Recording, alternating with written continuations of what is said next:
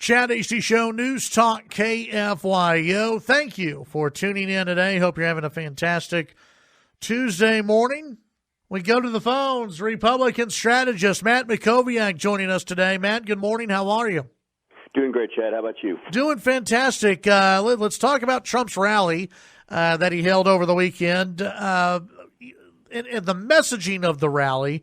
And how it appears as though he's going to paint Joe Biden in this election, which is, Joe, hey, he's not a radical. He's not a radical leftist, but he's being carried along by the radical leftists. Do you think that's an argument that's going to work with not only Trump supporters, but also independents and the undecideds?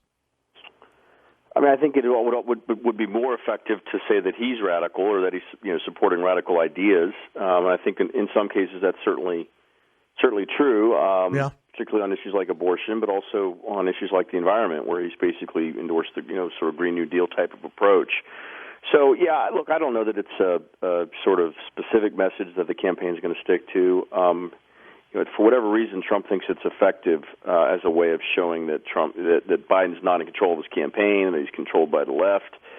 And look, I think there's probably some merit to that. I mean, the left is going to really be pushing Biden if he wins to go further probably than he wants to go on his own, and he more than likely won't be strong enough, to stand up to that. So, I mean, I think it's definitely a fair criticism, but I also think Joe Biden of 2020 is far, far, far more liberal than he was when he was in the United States Senate, and he's moved to the left not because he wants to necessarily, but because he's felt like he's had to. Yeah. It's a lot has been made of the crowd size and everything else. The average person, I don't think, cares. It's more of a media thing than it is an average voter type of deal. How do you think the Trump rallies, with coronavirus and everything else, if they were asking you for advice on what to do with rallies, what would you be telling the Trump folks to do? Yeah, and I think they wanted to start with Tulsa as really kind of a test run to see, could they put a crowd together? Could they do it safely? In this environment, they hadn't held an event like this in 110 days. It's obviously just a really, uncertain situation. And look, I mean, I think there's a couple of things. I think number one, obviously, they did, a poor job setting expectations. Trump always likes to have the most people, every seat filled, thousands and thousands and thousands of seats. If he'd gone to a smaller venue with 6,000 or 7,000 and had standing room only, we wouldn't be talking about this. It would have looked like it was a success. Yeah. So I think managing expectations is part of it, number one. I think number two, you had a lot of reasons why people who probably wanted to go didn't go, right? Number one, they could have been concerned about, violent protesters, and there were some of them, according to reports on MSNBC and other networks. And then number two, obviously, if you're older, you have underlying health conditions, or if you're just in generally, kind of concerned about coronavirus, you may not want to be in a large, venue like that with a lot of people where maybe you can't social distance, or maybe where other people weren't necessarily wearing masks. So, look, there's a lot's been made of this whole issue of, to them promoting the fact they had 1 million registrations, and there have been dubious reports about efforts on platforms like TikTok to sort of falsely, register for people who never intended to go. The Trump campaign says, look, we got a lot of data. We weed out people who aren't coming, who don't give real cell phone numbers, who live far away. We do that all the time. If that's true, then they probably shouldn't have been promoting the overall number. They should have been promoting a number that looked more realistic. But they wanted to promote a large number to make it sound like there was immense demand. So they learned some hard lessons here. Do I think it matters? No, I agree with you. I don't think anybody cares how many people attended a rally. The question is going to be, can they continue to do rallies going forward? Because Trump likes doing them. They get a lot of attention. They get a lot of data out of it. It fires up his base. And I don't know that they're going to have any, for a few weeks maybe till they kind of figure out how to do them. Yeah. I think you might start seeing them move to outdoor venues, things like airplane hangars. They're not as large and not as, kind of good on for a television type of image.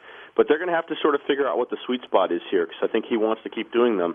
They got to figure out how to do them safely, but also how to do them successfully. Well, and it's also, it shows a divide between him and Biden, where, Biden's locked in his basement, and you got Trump running around the stage talking for 2 hours. No question. And honestly, that contrast, I think, is helpful. because it's gonna again sort of highlight questions about Biden's capacity and his mental acuity and his physical stamina and all those things, whether he's really up to the job of being president. And it also, again, sort of shows, the enthusiasm advantage that Trump has, which I don't believe is being appropriately accounted for in the polling that we're seeing in the states or in the national polling.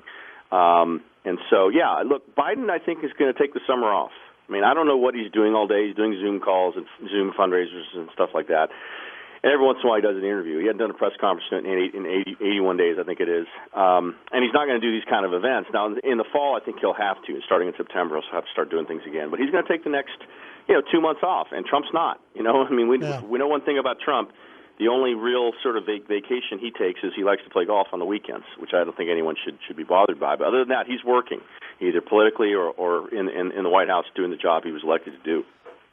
I think it would have made bigger news, or I thought it would have made bigger news. The Biden campaign apparently agreed to 3 debates with the Trump campaign. Matt, that I'm a little bit surprised, only because I would think if you're the Biden campaign, you don't want that many debates right now. Yeah, I agree, and I think the whole debate about debates is actually really uncertain as well. I could see Trump. Right now it looks like Trump wants to do them. But, if the President's Commission on Debates, puts some moderators in there he doesn't like, I could see him also, trying to pull out of them. Or I could also see Biden pulling out of them as well. He could blame coronavirus or something else and only try to do one. Of course, the Trump campaign is now trying to do 4. Not sure I understand the value in adding one more. I think they want to do one earlier because early voting, might start in a lot of places before even the first debate. I want to say the debates start like the second week of September. Wow. And in some places you may already have voting that started. So, look, I think there's a real tremendous opportunity for Trump to sort of, TKO Biden in the debates to really demonstrate that he is not up to this. We'll see if he is.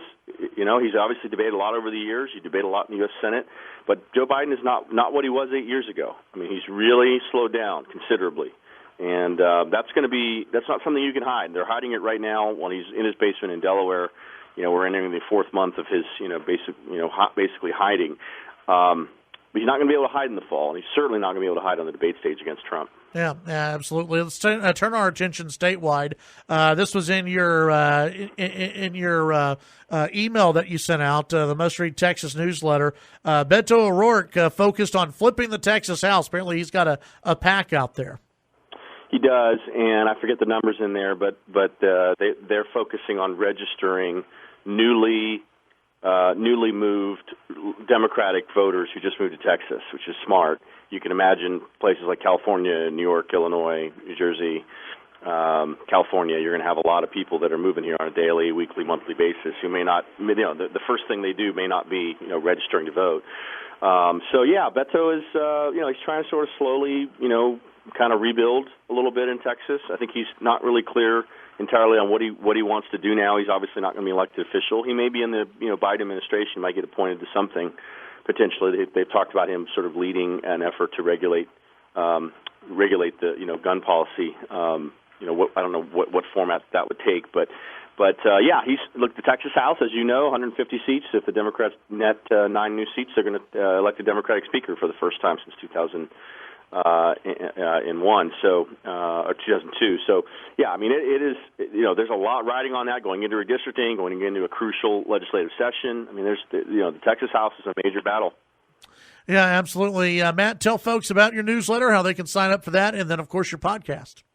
Yeah, the newsletter, which I know you receive and 3,000 Texans get every weekday morning by 9 a.m., is called Must Read Texas. We take all the top news from around the state and put it in one clean, easy-to-read email and deliver it to inboxes.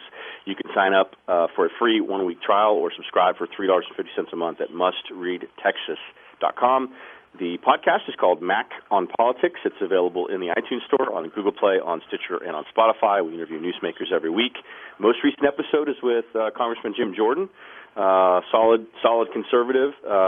He joined me on Saturday from Tulsa ahead of the president's rally. We got into all kinds of issues like the Durham report, the protests, Congress for the rest of the year, and the stakes in the 2020 election. So check out that conversation. Very good. Matt, as always, appreciate your time. We'll visit with you next week.